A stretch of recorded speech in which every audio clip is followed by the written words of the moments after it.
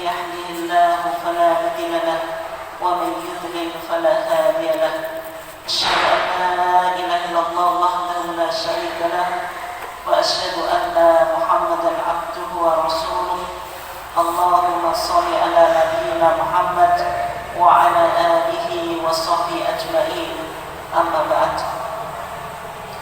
Yang saya hormati Ketua dan seluruh jajaran Takmir Masjid At-Taqwa Sukoharjo dan juga bapak-bapak, saudara-saudara sekalian, jamaah kajian yang dimuliakan Allah Subhanahu wa taala.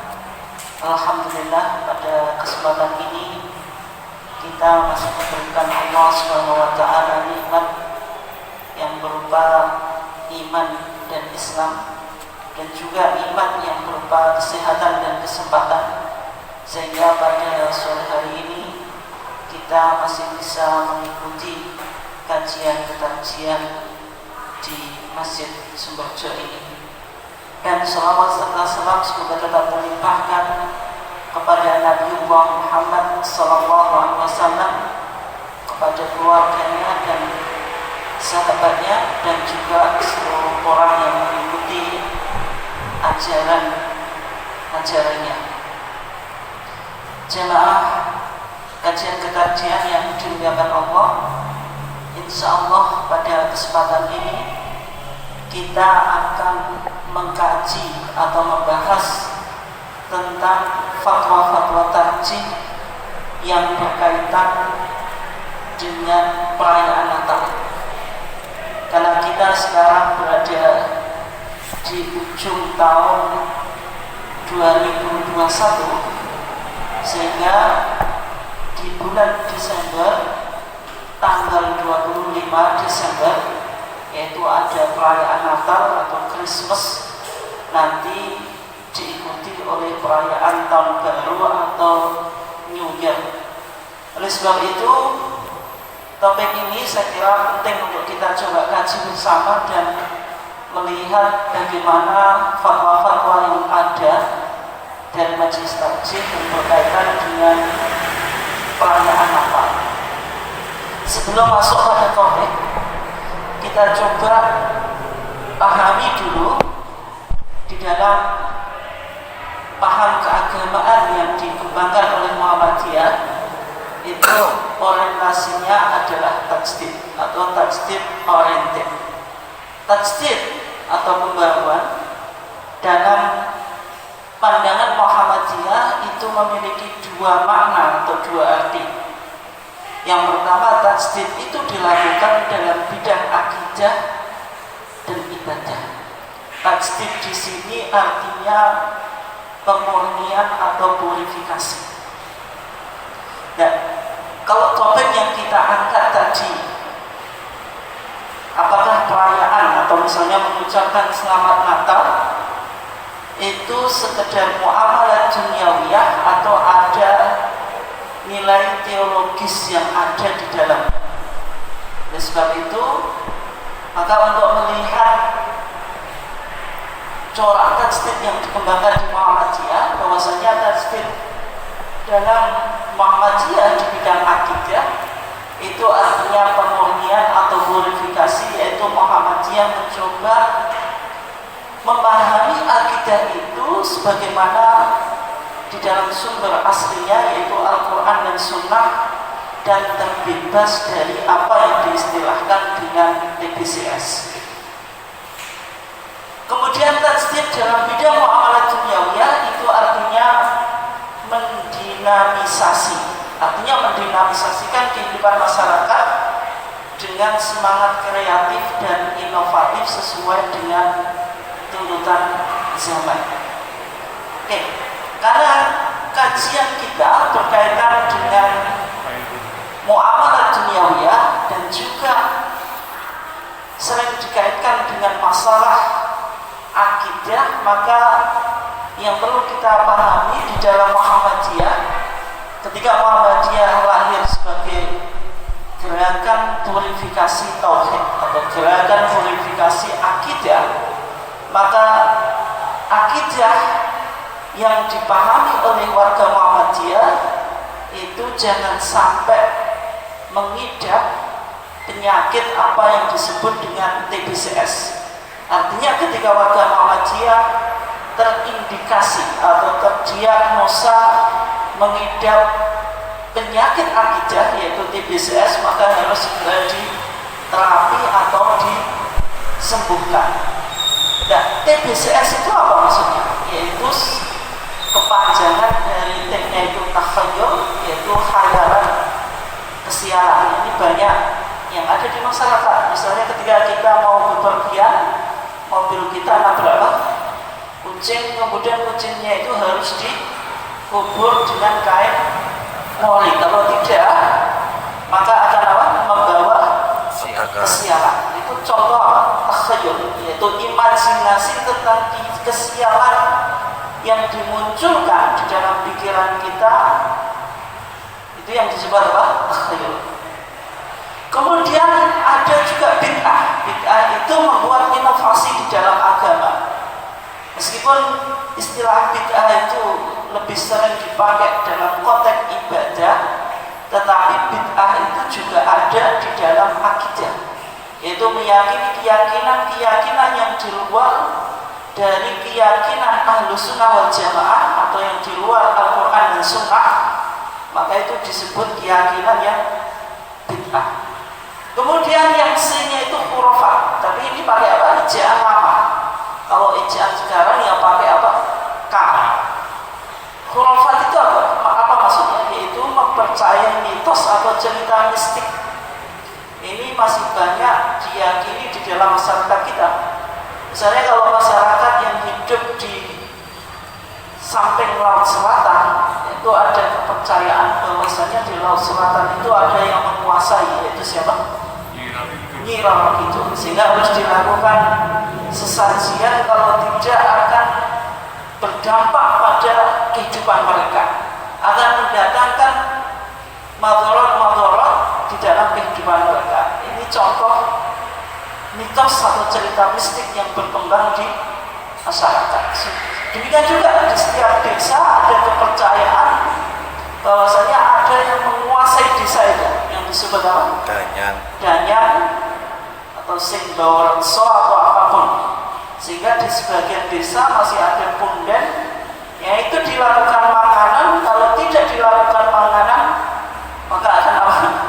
Singbawarekso atau danyangnya akan marah, sehingga memunculkan berbagai macam penyakit atau mudarat. Kemudian yang ketiga ada syirik. Syirik ini yang disebut politeisme, yaitu mensejajarkan negara yang memiliki kekuasaan dan kekuatan di samping Allah. Dan tentu pemahaman syirik ini berkembang dari syirik yang tradisional menjadi syirik yang modern. Artinya dari empat ini penyakit akidah yang diistilahkan oleh Muhammadiyah TBCS, tahayul, bid'ah, khurafat, syirik, maka sebagai warga Muhammadiyah jangan sampai di dalam akidah atau tauhid kita itu mengidap penyakit ini. Oke. Berikutnya, sebelum kita mencoba melihat fatwa-fatwa tarjih yang berkaitan dengan perayaan Natal, maka kita coba pahami dulu, yaitu tentang manhaj tarjih. Manhaj tarjih itu apa? Metodologi penggalian hukum yang dikembangkan di dalam Muhammadiyah. Ada prinsip yang diikuti atau diterima oleh Muhammadiyah. Prinsip itu dalam teori hukum disebut satu ad-dzari'ah. Satu itu artinya menutup atau to block, ad-dzari'ah itu jalan. Artinya satu dzari'ah itu blocking the means, artinya menutup jalan yang berpotensi kepada kerusakan atau kemaksiatan. Maksudnya apa? Ada sesuatu yang hukum asalnya itu apa? Mubah. Tetapi sesuatu yang mubah ini berpotensi kepada kerusakan atau kemaksiatan. Sesuatu yang mubah ini boleh diharamkan. Dan sehingga Muhammadiyah menerima sehingga dalam hadis tarjih kita dijelaskan bahwasanya Muhammadiyah menggunakan asas saddu dzari'ah untuk menghindari terjadinya fitnah dan mafsadah. Sehingga kaidah yang penting untuk kita ya minimal dihafalkan kalau bisa, kalau nggak bisa ya dipahami, yaitu kaidahnya bagaimana? Darul mafasid muqaddamun ala jalbil masalih. Darul mafasid, meninggalkan kerusakan-kerusakan, muqaddamun itu lebih didahulukan, lebih diprioritaskan ala jalbil masalih daripada menarik manfaat-manfaat. Nah, sehingga kalau kita lihat di dalam putusan tarjih tahun 1929, Muhammadiyah sudah menggunakan teori hukum ini ketika Majelis Tarjih mengeluarkan putusan tentang keharaman memasang gambar Kiai Haji Ahmad Dahlan. Artinya dalam pandangan Muhammadiyah hukum gambar itu hukum asalnya apa? Mubah.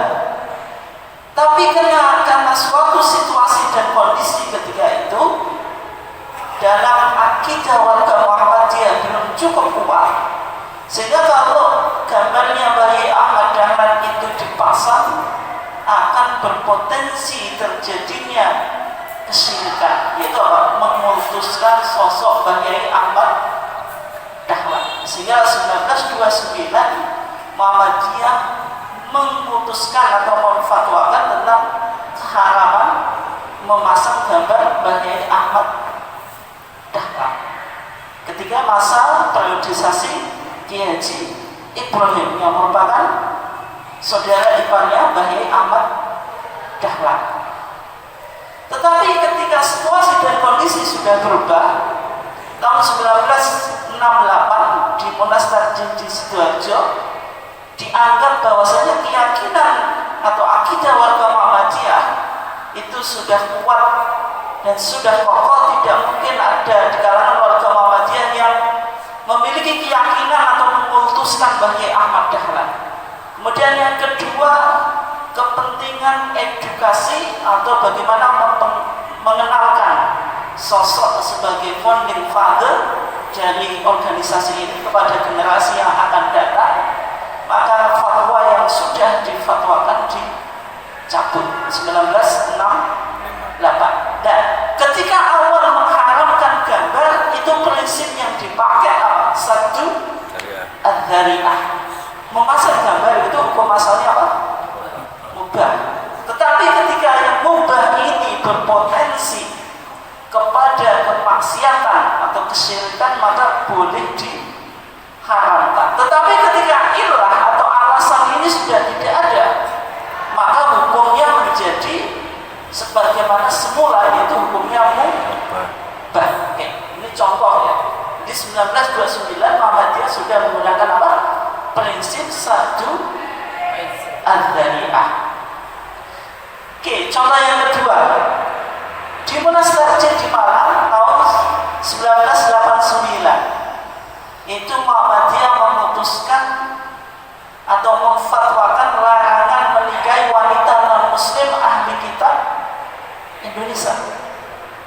Artinya dalam konteks pernikahan lintas agama ini ada beberapa kemungkinan. Yang pertama, yang laki-laki non muslim, yang wanita atau yang perempuan muslimah, hukumnya apa? Halal atau haram?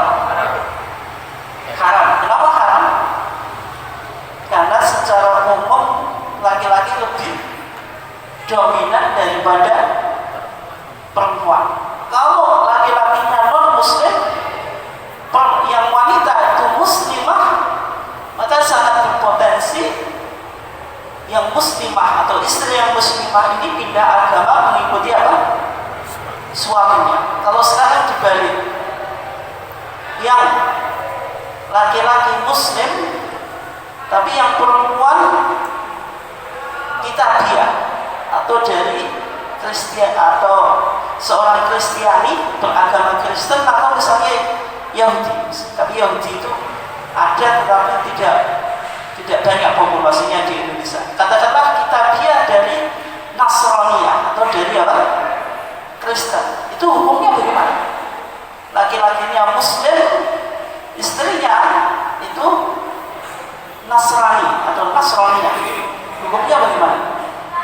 Boleh nggak? Masih boleh. Kalau kita lihat di dalam Al-Quran, maka Allah mengatakan apa?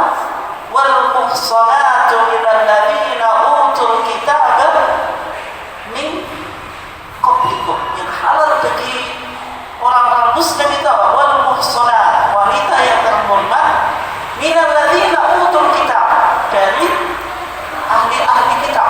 Yaitu apa?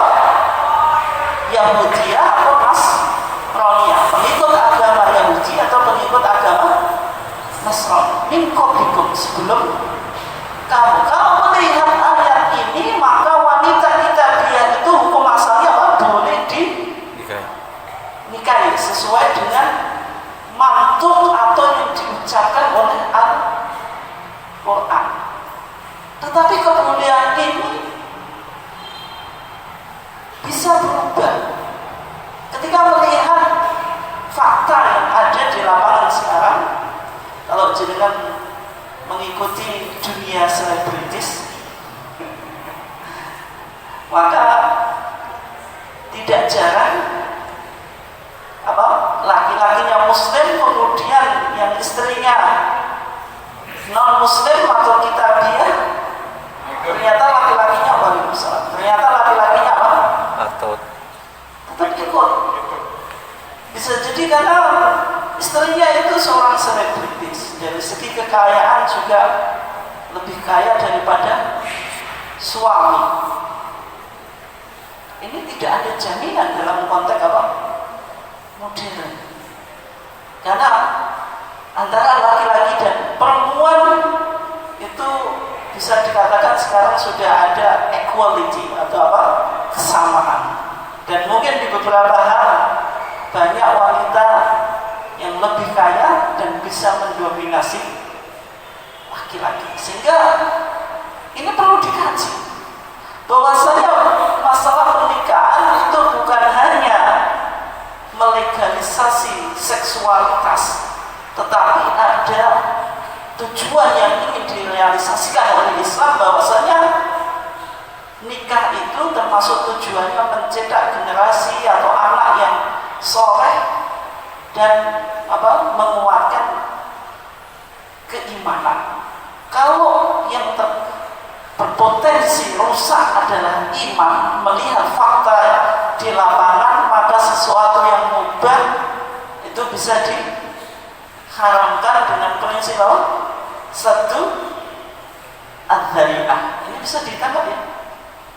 Hukum asalnya kan boleh berdasarkan apa? Quran apa? Wal muhsanatu minal ladzina utul kitaba min qablikum. Artinya menikahi kitabiah hukum asalnya boleh. Tapi kalau fakta lapangan, ternyata laki-laki tidak bisa mengajak wanita atau istrinya yang non muslim ke Islam, justru sebaliknya, maka digunakan prinsip apa? Satu dzari'ah, sesuatu yang mubah ketika berpotensi kepada keharaman bisa menjadi haram. Oke ya, bisa dipahami ya? Kalau enggak sambil diingat-ingat, coba dipikirkan. Oke, kalau kita bicara tentang hubungan atau masalah hubungan dengan non-muslim, sebenarnya di dalam fatwa tarjih sudah dibahas cukup banyak. Misalnya di dalam TJA, tanya jawab agama jilid 1 itu sudah dibahas beberapa masalah yang berkaitan dengan interaksi dengan non-muslim. Misalnya bagaimana hukum bergaul dengan non-muslim, batas toleransi, menjawab salam, tamu non-muslim dan sebagainya, itu sudah difatwakan. Kemudian kalau kita lihat di TJA, tanya jawab agama jilid 2, juga dibahas tentang relasi atau hubungan dengan non-muslim.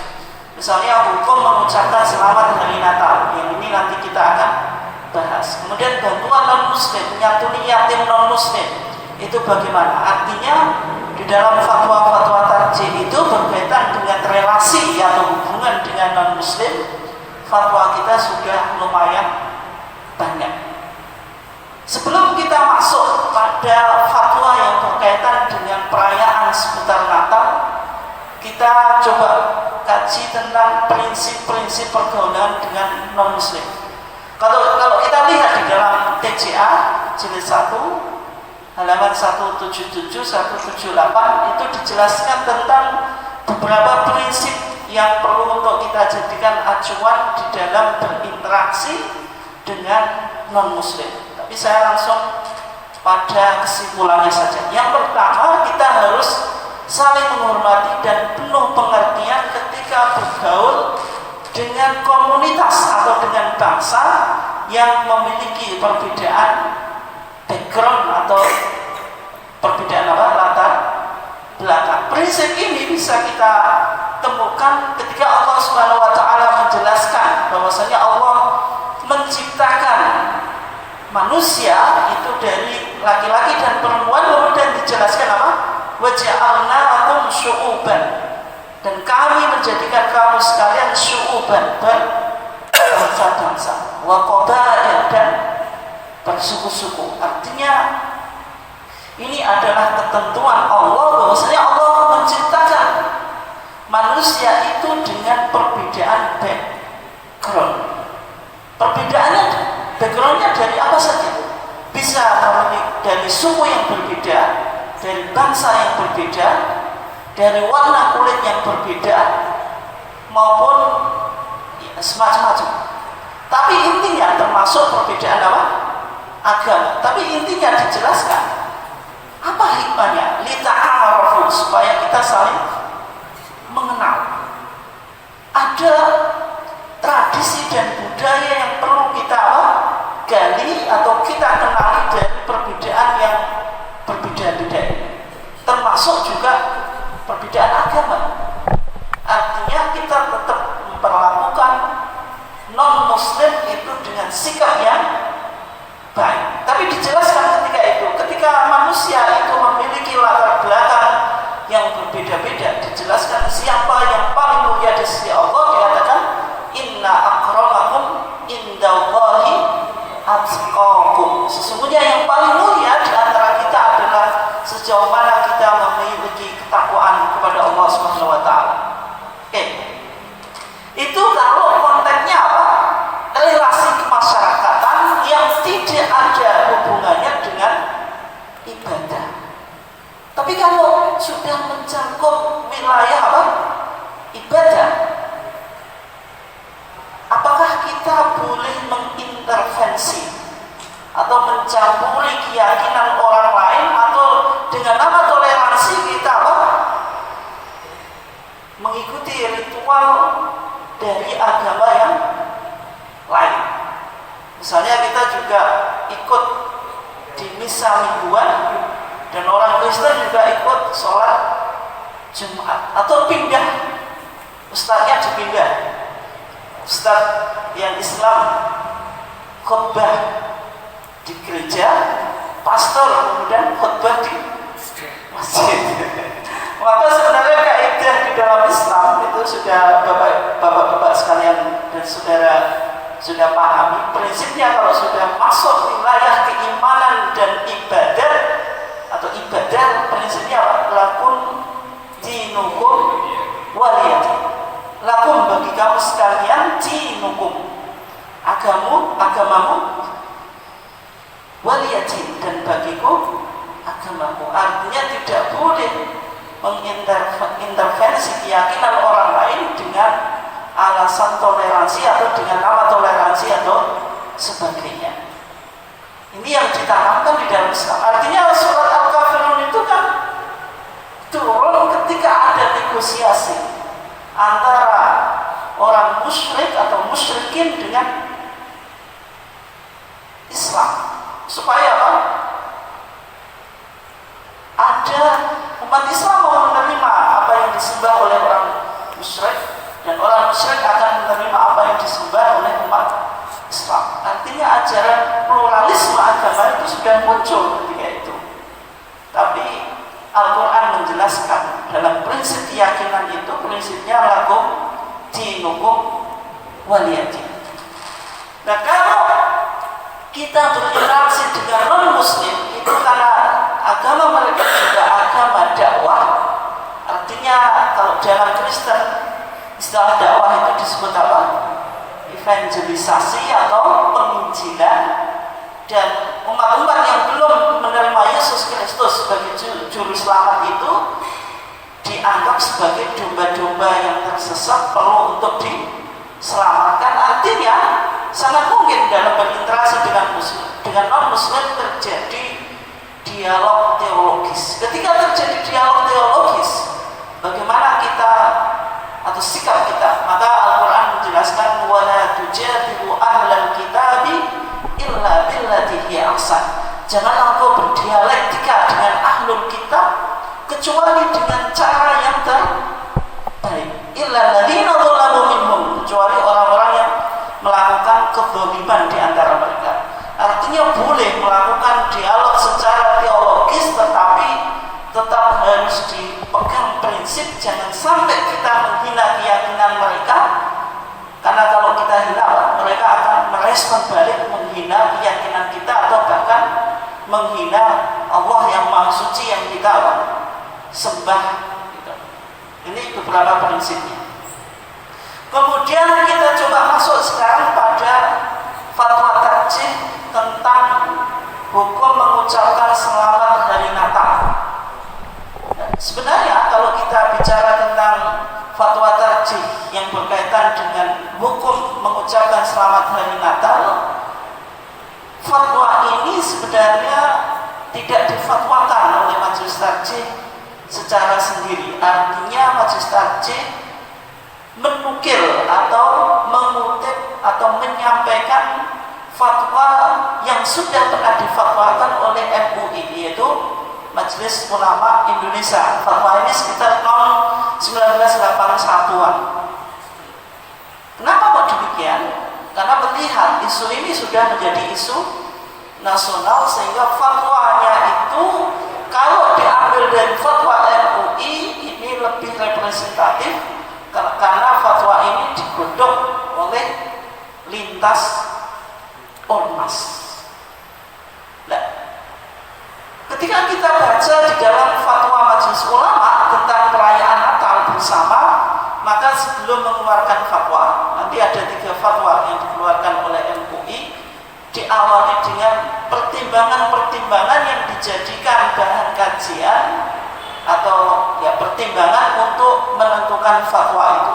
Yang pertama, umat Islam sebenarnya diperbolehkan untuk kerjasama dan bergaul dengan umat agama-agama lain. Artinya masalah-masalah yang berhubungan dengan keduniaan kita harus apa? Harus berbuat baik dengan non-muslim. Itu tidak dilarang. Dalam berdagang pun tidak boleh ketika kita membeli sesuatu atau menjual sesuatu dengan non-muslim kita tipu. Itu tidak boleh. Sebagaimana Nabi Muhammad juga berinteraksi dengan bangsa, dengan orang-orang Yahudi dengan interaksi yang adil. Dalam Al-Quran mengatakan bilqis, dengan keadilan. Oke, yang kedua, umat Islam tidak boleh mempercampur adukkan agama dengan akidah atau peribadatan agama lain. Sebagaimana prinsip tadi, lakum dinukum waliyadin. Artinya kalau konteks akidah tidak boleh akidah kita itu dicampur aduk dengan akidah atau teologi agama lain. Ritual ibadah juga semacam itu. Tidak boleh ritual ibadah yang ada di dalam Islam ini dicampuri dengan ritual ibadah yang berasal dari agama lain. Itu tidak boleh. Karena prinsipnya apa? Lakum dinukum waliyadin. Kemudian Allah juga mengatakan apa? Wala talbisul haqqa bil batil. Jangan engkau mempercampur adukkan antara kebenaran dengan apa? Kebatilan. Kemudian yang ketiga, dalam pandangan umat Islam, posisi Isa ibn Maryam itu hanya Nabiullah dan Rasulullah. Artinya Isa ibn Maryam itu diangkat oleh Allah menjadi Nabi dan Rasul. Artinya kedudukan Isa ibn Maryam Rasul sebelumnya. Prinsip agama Islam apa? Dalam akhir surat Al-Baqarah itu, la nufarriqu apa? Baina ahadin minhum wa nahnu lahu muslimun. La nufarriqu baina ahadin minhum. Umat Islam memandang Nabi dan Rasul itu tidak dibedakan. Apalagi misalnya Nabi Isa ini posisinya diangkat tidak hanya Nabi atau Rasul. Kalau Nabi dan Rasul itu kan berarti apa? Bashar, manusia biasa. Tidak mungkin diangkat memiliki unsur ketuhanan. Sebagaimana dalam pandangan Ahlul Kitab mengatakan Isa bin Maryam ini ada unsur lahud, ada unsur apa? Nasud. Lahud itu apa? Unsur ketuhanan. Nasud itu unsur kemanusiaan. Ada dua unsur atau ada dua tabiat yang ada di dalam Isa ibn Maryam. Kemudian yang keempat, barang siapa berkeyakinan bahwa Tuhan itu lebih dari satu, Tuhan itu mempunyai anak dan Isa itu anaknya, maka orang itu kafir atau syirik. Al-Quran ketika turun atau ayat Al-Quran yang berkaitan dengan kritik teologis terhadap keyakinan ahli kitab dari Nasrani atau dari Kristen, karena Al-Quran itu kan turun bagaimana merespon isu teologis yang berkembang. Maka Al-Quran mengatakan apa? Laqad kafarul ladzina qalu innallaha huwal masih ibnu Maryam. Sungguhlah kafir orang yang mengatakan bahwasanya Allah itu adalah Al-Masih ibn Maryam. Kemudian ini mengkritik pandangan teologis Kristen bahwasanya Isa itu adalah anak Tuhan. Karena dalam pandangan mereka ada teologi yang disebut teologi apa? Trinitas.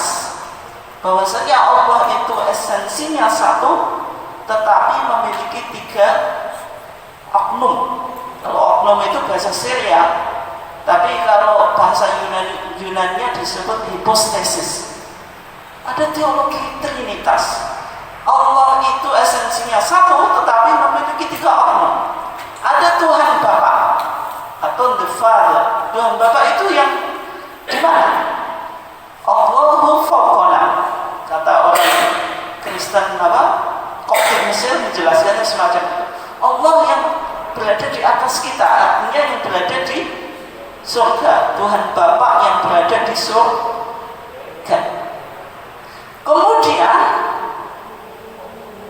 di antara oknum Trinitas itu ada yang disebut anak atau the son atau al-ibn. Anak ini dilahirkan dari Tuhan Bapa, tetapi dilahirkan tapi tidak diciptakan. Dalam pandangan orang Kristen Koptik Mesir mengatakan Yesus itu makhluk, maulud ghairu makhluk, dilahirkan tapi tidak diciptakan. Kalau jenengan mencoba memahami redaksi atau kalimat ini bisa paham nggak? Dilahirkan tetapi tidak diciptakan. Bisa dipahami nggak?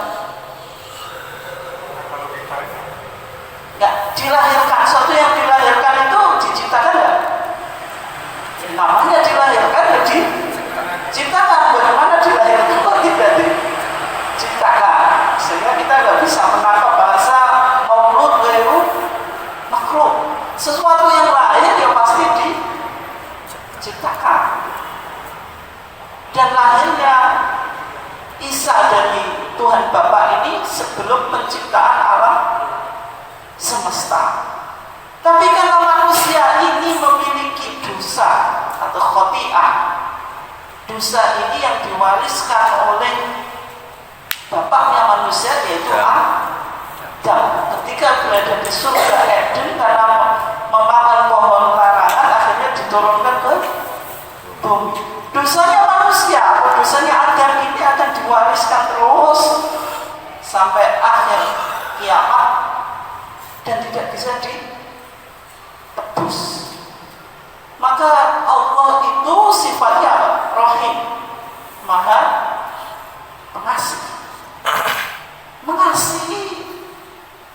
manusia, maka merelakan anaknya satu-satunya diturunkan ke bumi. Itulah Yesus Kristus yang dia dilahirkan dari Maryam atau Maria dan hidup bersama kita menjadi manusia biasa. Dan ketika hidup di dunia, maka suatu saat akan disalib karena sebagai bentuk penebusan dosa yang dilakukan oleh manusia. Artinya orang yang tidak beriman terhadap penyaliban Yesus Kristus, maka tidak akan mendapatkan keselamatan. Itu dalam teologi Kristen. Sosok anak Tuhan atau Yesus Kristus. Yesus Kristus itu kalau tabiat ketuhanannya itu tidak dilahirkan tapi tidak diciptakan, itu sudah ada sebelum penciptaan alam semesta. Tapi Yesus sebagai manusia itu dilahirkan dari sosok siapa? Maria. Dan kemanusiaan ini yang boleh mati, kata mereka semacam itu. Tapi ketuhanannya tidak boleh mati. Nah kemudian yang ketiga, artinya dipergambarkan tadi Allahu ma'ana, Tuhan yang bersama kita. Kemudian ada oknum yang ketiga disebut Rohul Kudus atau the Holy Spirit, yaitu dia tidak dilahirkan tapi dia keluar dari Tuhan Bapa. Kalau dalam perspektif Islam, Rohul Kudus itulah yang disebut siapa? Malaikat Jibril. Rohul Kudus itu Tuhan yang ada di dalam diri kita, Allahu fina. Karena berada di dalam diri kita, artinya orang menerima Yesus Kristus sebagai juru selamat itu karena ada Holy Spirit yang membimbingnya. Maka orang Kristiani kalau berdoa pasti disebutkan Roh Kudus. Ini pandangan asalnya dari mana? Teologi Trinitas. Nah kemudian bagaimana? Kenapa kok Al-Quran kritik terhadap teologi Trinitas? Meskipun orang Kristen bilang Allah itu ya Esa satu dalam esensinya, tapi boleh memiliki tiga oknum. Tiga oknum ini bisa dibedakan: oknum Bapa, oknum Anak, dan oknum Rohul Kudus. Kenapa kok bisa dibedakan? Kalau kita baca di Injil Mata atau The Gospel of Matthew, ini Injil bahasa Arab nggak ada di sini. Kalau jenengan dengar nggak saya jelaskan Injil, dan jenengan bilang kalau akhirnya ini hadis. Ada lagi ini Injil. Kita coba di Injil Mata tentang cerita pembaptisan Yesus Kristus. Yesus Kristus itu dibaptis. Siapa yang membaptis? Yohanes Al-Ma'madan atau John the Baptist. Yesus Kristus itu tinggalnya di Galilea. Dari Galilea itu kan provinsi yang ada di Palestina, berangkat ke Urdun untuk menemui Yohanes, atau kalau dalam bahasa Islam Nabi siapa? Nabi Yahya, untuk dibaptis. Karena Nabi Yahya itu atau Yohanes itu nabi yang dakwahnya itu melakukan penebusan dosa. Orang yang melakukan dosa itu dibaptis untuk menghilangkan dosanya. Ketika itu Yesus minta dibaptis oleh Yohanes, tapi kata Yohanes, ana muhtajun, katanya saya yang lebih layak untuk dibaptis daripada engkau. Tapi karena dijelaskan oleh Yesus bahwasanya Yesus ini diutus untuk menyempurnakan misi kebaikan Nabi Yohanes, akhirnya diterima. Akhirnya Yesus dibaptis di sungai Jordan. Ketika dibaptis, orang dibaptis itu kepalanya kan dimasukkan ke dalam air. Ketika Yesus mengangkat kepalanya, maka langit ini terbuka. Kemudian terbanglah Roh Kudus menjelma sebagai burung merpati kemudian hinggap di pundaknya Yesus. Nanti jenengan lihat di film tentang cerita penyaliban Yesus apalah itu. Kemudian ada suara di langit, yaitu suaranya Tuhan Bapa. Ketika itu bilang, hadza huwa ibnul habib, inilah anakku yang terkasih, alladzi bihi surirtu, yang aku meridhai atau gembira dengannya. Artinya dalam pembaptisan itu kan ada 3 oknum. Tuhan Bapa di mana? Aras. Di langit. Kemudian Tuhan Anak di mana? Di bumi dan di sungai itu dibaptis. Roh Kudus berupa seekor burung merpati. Akhirnya 3 oknum ini bisa dibedakan.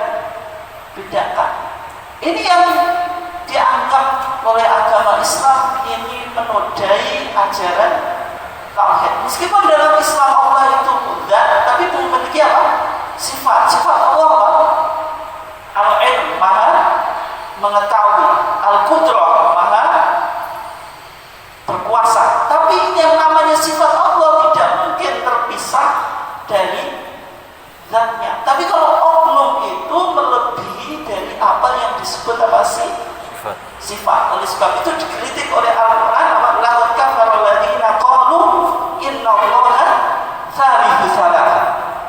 Sungguh kafirlah orang yang mengatakan bahwasanya Allah itu satu oknum daripada 3 oknum. Ini kritik Al-Quran tentang teologi Kristen. Oke. Kemudian yang kelima, Islam mengajarkan bahwa Allah itu hanya satu. Kemudian yang keenam, Islam mengajarkan kepada umatnya untuk menjauhi diri dari hal-hal yang syubhat dari larangan Allah dan mendahulukan atau menolak kerusakan daripada menarik maslahat berdasarkan prinsip satu dariyah tadi Darul mafasid muqaddamun ala jalbil masalih. Menolak kerusakan itu didahulukan daripada menarik kemaslahatan. Artinya ketika mengucapkan selamat Natal itu hanya sekedar muamalah duniawiyah atau ada muatan akidah atau teologis. Ini kan perlu dilihat. Sehingga kalau berpotensi adanya pemahaman yang keliru, sebaiknya dihindari dengan prinsip tadi, darul mafasid muqaddamun ala jalbil masalih. Sehingga dari 6 pertimbangan di atas, Majelis Ulama memfatwakan 3 poin. Yang pertama, perayaan Natal di Indonesia meskipun tujuan merayakan dan menghormati Nabi Isa alaihissalam, akan tetapi Natal itu tidak dapat dipisahkan dari soal-soal yang diterangkan di atas. Artinya, ketika ada perayaan Natal bersama, ngapain umat Islam kok ikut-ikutan tadi merayakan Natal? Artinya itu bukan sekedar interaksi keduniaan, tapi sudah masuk wilayah peribadatan dan merusak teologi atau akidah. Yang kedua, mengikuti upacara Natal bersama bagi umat Islam hukumnya haram. Artinya tidak perlu misalnya ustaz atau kiai Islam pergi ke gereja kemudian khutbah di sana. Atau kita di Islam mendatangkan pendeta atau pastor untuk khutbah di masjid kita, ya tidak perlu, karena itu sudah wilayah peribadatan dan akidah. Kemudian yang ketiga, agar umat Islam tidak terjerumus kepada syubhat dan larangan Allah, dianjurkan untuk tidak mengikuti kegiatan-kegiatan perayaan Natal. Artinya tidak boleh mengikuti kegiatan atau perayaan Natal. Dari fatwa ini khususnya poin B, mengikuti perayaan Natal haram hukumnya. Tidak boleh umat Islam mengikuti perayaan Natal, ikut ke gereja, ikut misa dan sebagainya. Dan bagaimana kalau mengucapkan selamat hari Natal? Maka di sini dikatakan mengucapkan selamat hari Natal itu masuk pada poin C, yaitu apa? Dikhawatirkan terjerumus pada yang syubhat atau yang dilarang oleh Allah. Taruhlah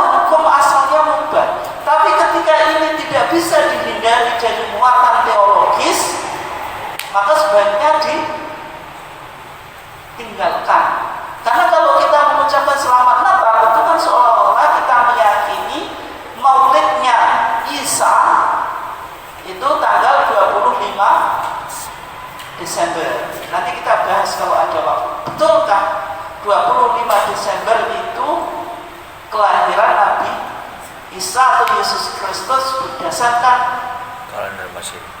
Injil. Itu nanti perlu untuk kita bahas. Tapi sebelumnya kita coba lihat fatwa berikutnya. Bagaimana makanan hari Natal? Bolehkah? Misalnya apa? Kita diundang ke gereja, ikut makan di sana. Atau tidak diundang, tetapi kebetulan apa? Tetangga kita Kristen, kemudian kita dikasih makanan, diantar makanan. Hukum memakannya bagaimana? Maka untuk menjawab pertanyaan ini ada beberapa poin yang disampaikan oleh Majelis Tarjih. Yang pertama, perayaan Natal yang di situ diadakan dengan upacara yang mengandung ritual agama, maka tidak boleh datang. Artinya kalau jenengan diundang ke gereja untuk ikut misa Natalan dan juga jenengan mengikuti amin-amin juga, nah itu nggak boleh. Nah kemudian kalau diundang ke gereja tapi ritualnya sudah selesai, artinya tinggal ramah-ramah, makan-makan, maka itu hukumnya apa? Boleh-boleh saja, tetapi nanti dilihat makanannya bagaimana. Nah, tentu kalau makanannya diharamkan oleh Islam ya tidak boleh. Kalau di situ ada daging babi atau daging-daging yang diharamkan di dalam agama Islam, maka tidak boleh. Nah kalau di sana ada dansa, ada pesta ya, boleh ikut nggak? Nggak boleh. Nah terus kalau tidak diundang di gereja, tapi makanan itu diantarkan ke rumah kita, ya kita lihat kalau makanannya itu roti, sayur mayur, maka boleh saja dimakan. Tapi kalau makanannya itu makanan yang haram dalam Islam, misalnya daging babi, ada minuman keras, ya tetap haram. Kemudian berikutnya, bagaimana hukum makanan ahli kitab? Maka sebenarnya prinsipnya makanan ahli kitab itu halal. Maka Al-Quran mengatakan wa ta'amul ladzina utul kitaba halal lakum, dan makanan orang-orang ahli kitab itu halal bagimu. Wa ta'amuhum halal lakum, dan makanan kamu sekalian juga halal bagi mereka. Tapi yang menjadi masalah tadi, kalau makanannya bukan berasal dari hewan yang disembelih, roti, sayur mayur, pokoknya makanan yang nabati, bukan dari hewan yang disembelih. Kalau dari hewan yang disembelih, kalau makanannya itu beli dari pasar, itu jelas halal. Jelas apa? Halal.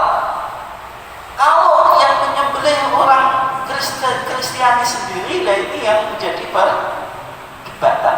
Artinya kalau makanannya itu ayam kan harus disembelih, kalau sapi kan harus disembelih. Kalau sapi mudah identifikasinya. Artinya kalau kita hidup di samping gereja atau komunitas Kristen, selama kalau menyembelih sapi itu kan pasti didengar, kita tahu lah.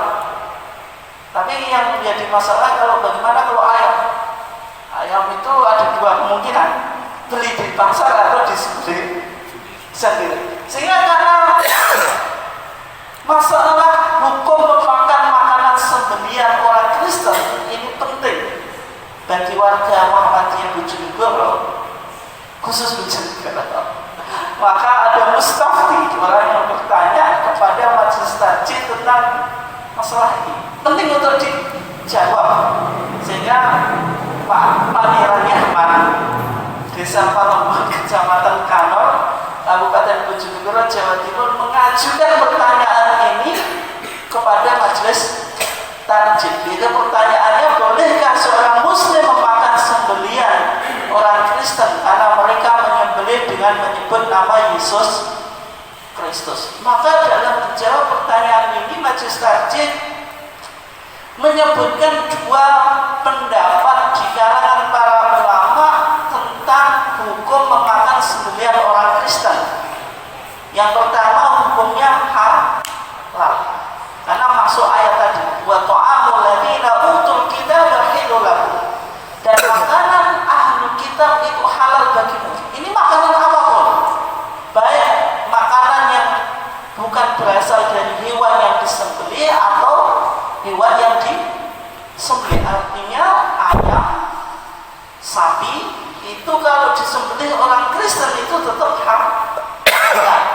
berdasarkan ayat ini, wa ta'amul ladzina utul kitab.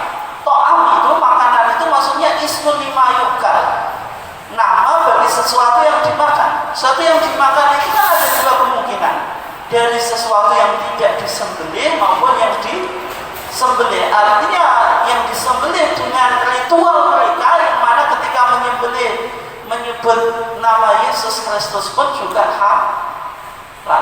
Ini pendapat yang pertama. Pendapat yang kedua mengatakan ketika Allah Subhanahu wa taala mengkritik teologi orang Kristiani, terutama dalam teologi Trinitas, artinya sudah tidak ada ahlu kitab yang betul-betul memiliki pemahaman apa? Tauhid.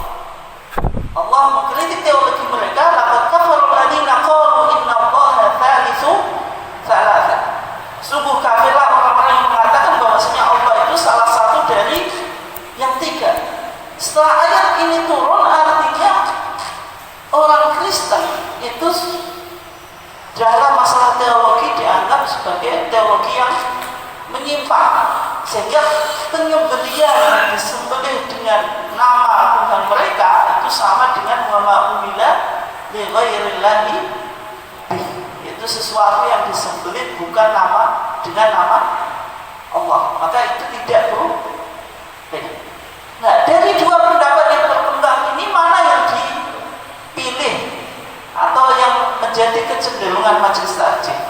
Maka dalam melihat dua pandangan berkembang di kalangan para ulama ini, majelis taklim lebih cenderung kepada pendapat yang kedua. Artinya sembelihan orang Kristen yang menyebut, ketika menyembelih nama Yesus Kristus itu sebaiknya tidak dimakan. Dengan prinsip apa? Tadi, darul mafasid muqaddamun ala jalbil masalih. Mencegah kerusakan, apalagi ini kerusakan akidah, takut apa? Memakan makanan yang tidak disebut dengan nama Allah itu didahulukan daripada sekedar apa? Memenuhi syahwat nafsu makan. Jadi yang diambil atau kesimpulan yang diambil oleh majelis tadi. Sekarang karena waktunya mungkin sudah mau habis ya, tapi kita harus selesaikan itu cepat. Yang sering menjadi pertanyaan, Natal itu secara umum di mainstream gereja pada umumnya itu kan dirayakan tanggal 25 Desember. Meskipun nanti kalau gereja timur kayak di Mesir itu namanya Ortodok Koptik, itu tidak dirayakan tanggal 25 Desember, tapi dirayakan 6 Januari. Artinya ada perbedaan antara gereja barat dengan gereja timur. Tapi karena secara umum gereja Kristen itu kan yang lebih banyak kan dari barat, sehingga 25 Desember ini yang paling populer. Nah, untuk mengaji masalah ini perlu kita mencoba melihat bagaimana yang dinarasikan oleh Injil tentang kelahiran Yesus. Di dalam ada 4 Injil yang disebut sebagai Injil kanonik. Injil kanonik itu apa? Injil yang diterima oleh gereja. Injil apa saja? Matius,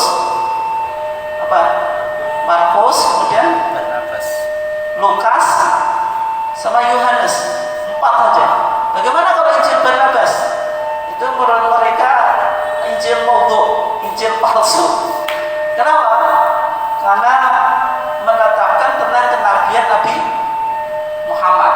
Sehingga kalau jenengan berdebat menggunakan data Injil Barnabas, ya artinya tidak diterima oleh mereka.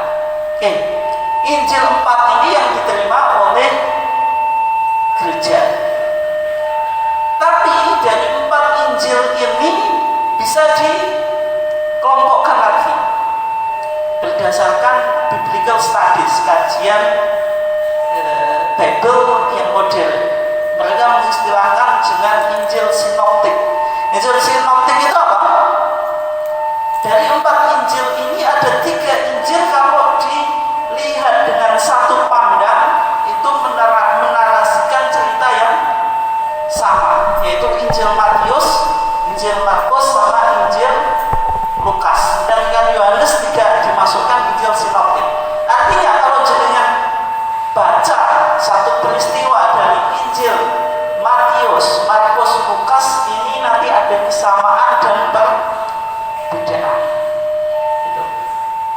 Nanti kita coba lihat di kelahiran Yesus itu ditemukan di dua Injil, yaitu Injil Matius dan Injil Lukas. Misalnya contohnya di Injil Matius, kelahiran Yesus itu terjadi pada masa Herodus. Tapi Injil Lukas menjelaskan pada masa Kekaisaran Agustus. Ini kan beda. Yang satu Herodus, yang satu Agustus.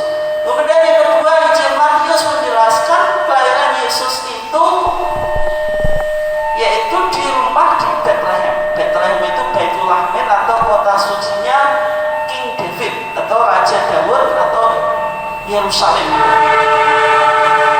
Tapi kalau Injil Lukas menjelaskan bahwasanya kelahiran Yesus itu terjadi ketika ada perintah sensus.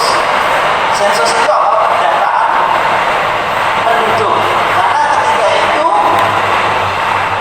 Palestina atau orang Yahudi itu dijajah oleh orang Romawi. Romawi itu secara hukum, teori hukum dan tata negara itu sudah luar biasa ketika itu, sehingga sensus pun sudah dilakukan oleh Romawi ketika itu. Artinya ketika itu semua bangsa Israel atau Yahudi harus melakukan sensus. Karena Maria, ibunya siapa? Yesus, itu kan bertunangan dengan Yusuf atau Yosef. Itu.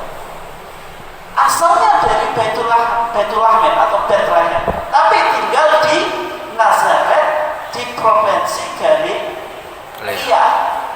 Karena tinggal di Galilea, kota asalnya Bethlehem, maka harus pulang ke kota asal untuk mengikuti sensus, karena sensus itu berdasarkan asalnya dari mana gitu.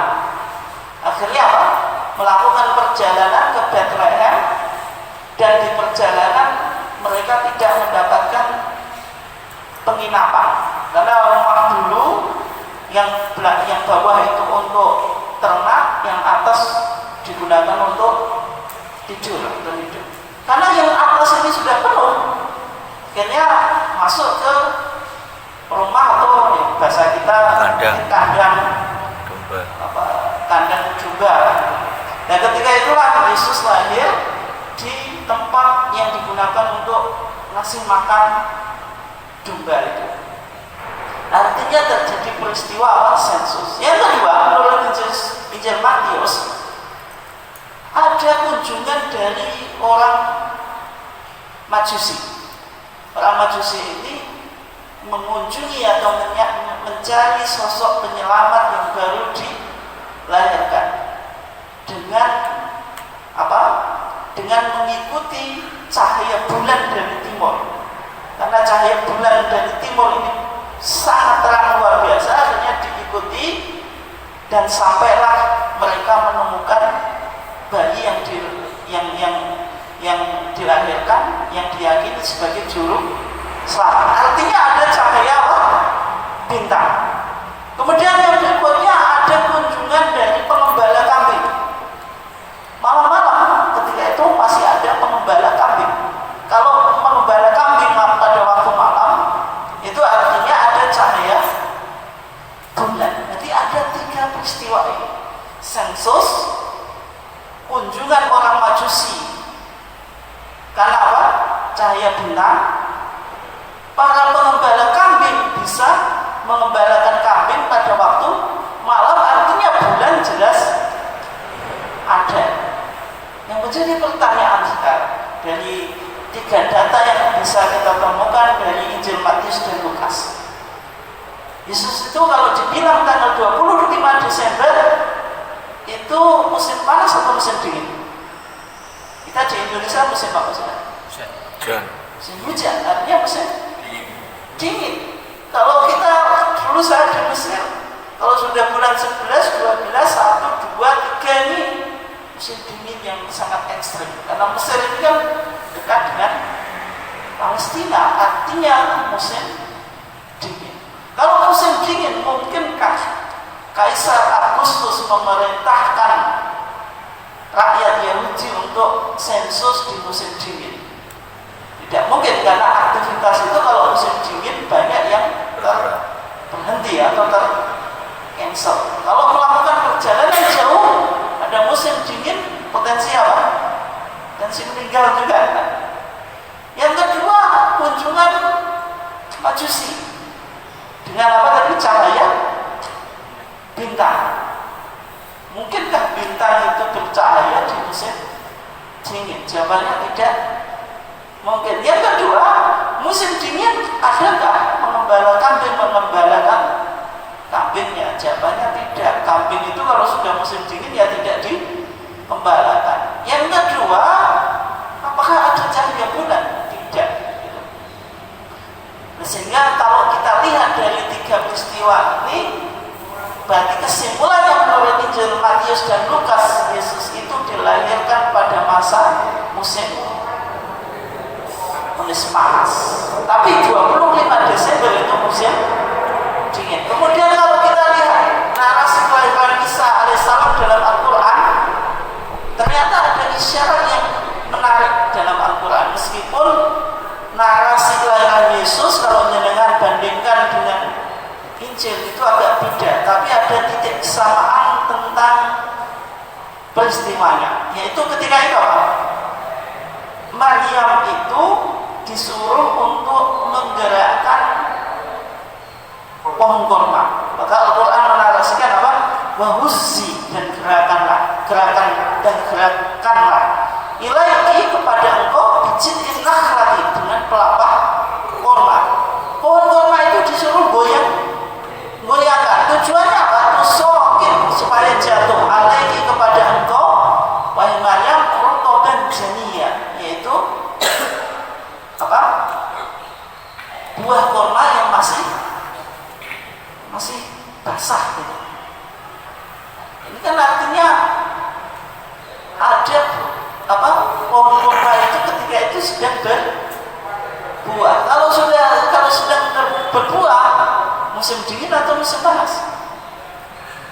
Musim panas. Kalau musim dingin tidak berbuah. Artinya Al-Quran di sini dan juga Injil Matius dan Injil Lukas memberikan satu indikasi bahwasanya Yesus Kristus itu dilahirkan pada musim panas, bukan musim dingin. Nah, kalau kita lihat bagaimana sumber Kristen yang mengkritik tentang Natal yang dirayakan tanggal 25 Desember. Ini seorang ilmuwan Jerman yang menulis buku The Code Martial of Jesus, A Christian Defends the Jews Against the Charge of Descent. Ini menjelaskan the year of birth, yaitu tentang hari dan tahun kelahiran Yesus Kristus. Maka dijelaskan di sana, the day of Jesus' birth is unknown. Hari tentang kelahiran Yesus itu tidak diketahui. We have the date of December 25 or the night of December 24 in the church calendar. Kita memiliki tanggal 25 Desember atau malam dari 24 Desember di dalam kalender gereja, but this date was certainly arbitrary. Bahwasanya tanggal ini penuh dengan perjanjian politik sebelumnya. Jesus' birthday was not celebrated until the 4th century. Bahwasanya kelahiran Yesus itu tidak pernah dirayakan sampai abad 4. Artinya abad 1, 2, dan 3 belum dikenal istilah Christmas atau Natalan. Sehingga dikatakan di sini, before that there was no Christmas. Sebelum itu nggak ada istilah apa? Christmas. For 300 years the gospel was proclaimed without this holiday. Ada 300 tahun Injil itu didakwahkan, tapi tanpa mengenal hari libur ini atau hari Natal. Kemudian dijelaskan yang ironis bahwasanya tanggal 25 Desember itu sebenarnya adalah hari libur agama pagan. Yang ketika itu ada hari yaitu disebut sebagai Sol Invictus, yaitu dewa matahari. Kemudian dijelaskan yang menunjukkan tadi 25 itu bukan kesepakatan di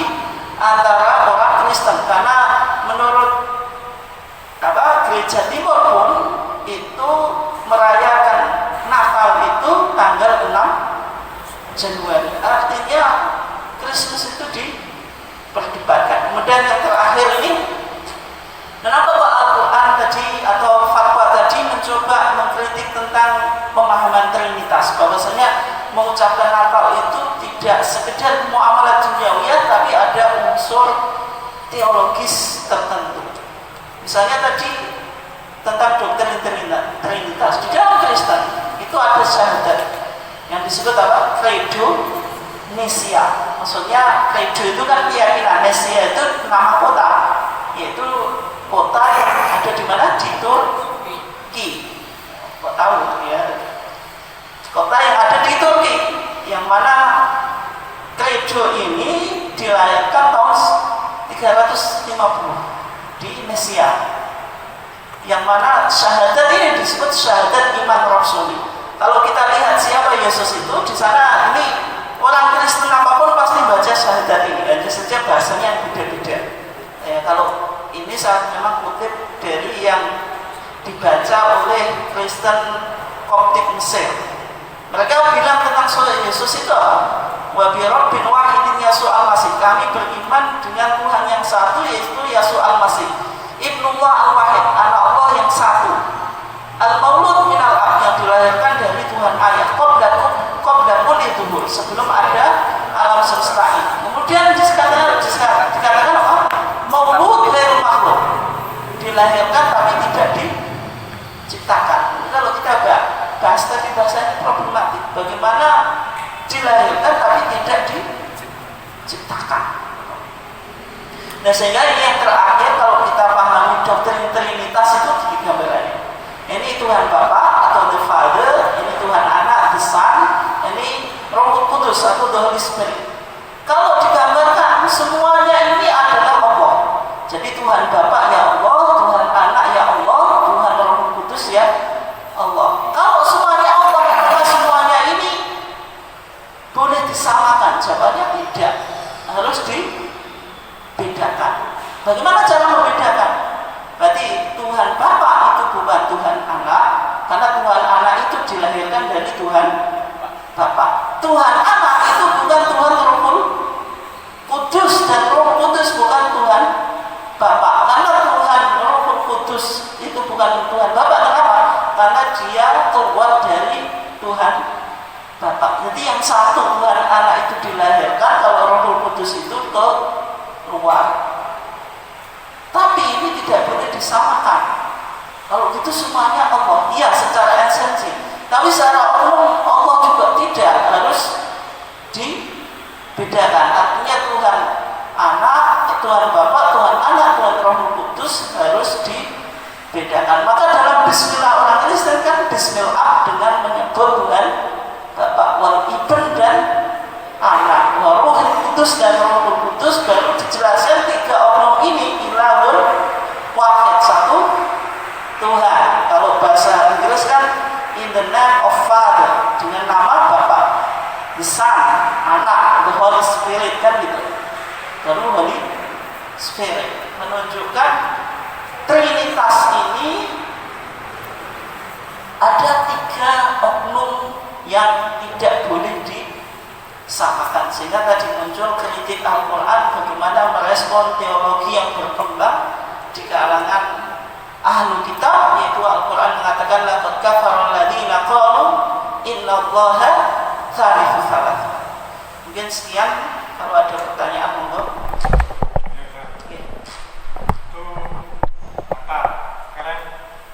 Gimana hukumnya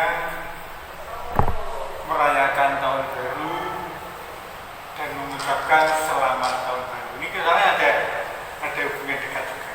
Yang kedua, orang Kristen tahu bahwa Yesus itu dilahirkan tidak pada bulan Desember, tapi mengapa mereka masih ngotot merayakan pada bulan? Terima kasih, Pak.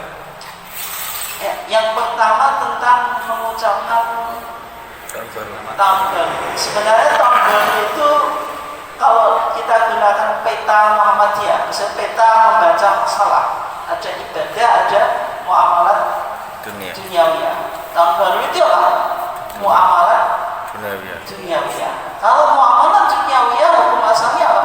Mubah. Al aslu fil asya al ibahah. Hukum asalnya sesuatu itu boleh.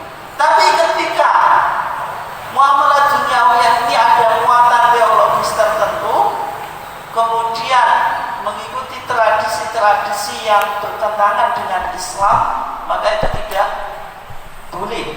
Contoh tradisi yang bertentangan dengan Islam pada perayaan tahun baru, menggunakan petasan, menghabiskan dana berapa?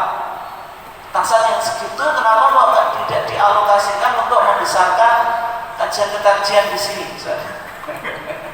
Itu masuk itu anormal. Itu apa? Menghambur-hamburkan harta. Yang kedua, tidak lepas dari tahun baru itu bagi pemuda itu merupakan kesempatan yang luar biasa untuk mencari gandengan, kemudian menyepi di tempat tertentu, macam-macam dengan alasan apa? Tahun baru. Ya, budaya-budaya ini yang tentu bertentangan dengan Islam. Kalau Islam ketika ada tahun baru kan ya ayyuhalladzina amanu taqullaha wal tanzur nafsum ma qaddamat lighad. Kita dalam melihat pergantian hari atau tahun itu harus berpikir apa yang lebih baik kita lakukan pada masa depan. Artinya menyambut tahun baru dalam prinsip Islam ya harus dengan memperbanyak ibadah, berbanyak syukur dan sebagainya, tidak pesta pora yang isi-isinya bertentangan dengan Islam. Ada unsur teologisnya, Pak. Ya kalau unsur teologis, kemudian ya petasan, lonceng, gitu kan? Ya itu termasuk budaya yang tidak dianjurkan. Misalnya contoh fatwa tarjih, kalau tahun baru saya belum baca fatwa tarjih, saya belum menemukan, entah sudah ada atau belum saya belum tahu. Tapi sejauh pembacaan saya terhadap fatwa-fatwa tarjih itu belum ada yang membahas tentang perayaan tahun baru. Yang ada itu misalnya tahun baru, merayakan ulang tahun. Kalau Muhammadiyah bilang ulang tahun itu kan ibadah atau muamalah duniawi? Jawabannya muamalah duniawi. Kalau muamalah duniawi berarti hukum asalnya apa? Boleh. Tetapi kalau merayakan ulang tahun dengan memakai lilin, harus kue tar, itu budaya barat. Dalam tarjih bilang seperti itu. Kalau budaya barat berarti man tasyabbaha biqaumin fahuwa minhum. Siapa yang menyerupai lifestyle tradisi dari suatu bangsa, maka bagian dari bangsa itu. Tapi kalau ulang tahunnya dibalik, ulang tahun dengan apa? Tasyukuran. Ya boleh. Pakai tumpeng. Pakai tumpeng. Yang tumpengnya ini ada nilai teologis Jawanya atau tidak? Ya harus. Ya. Artinya kalau syukur mau diekspresikan dengan apapun selama tidak ada keyakinan tertentu itu boleh. Sebagai bentuk apa? Syukur. Ulang tahun apa? Undang tetangga makan bersama, bacaan biasanya boleh. Karena tidak sebagai ekspresi apa? Syukur saja atau memperbanyak ibadah. Tapi kalau sudah mencangkut tradisi tadi, harus pakai tiup lilin, harus beli kue tar, yang tentu bertentangan dengan Islam. Ya. Kemudian yang kedua, kenapa kok 25 Desember itu masih dirayakan oleh orang Kristen sampai sekarang?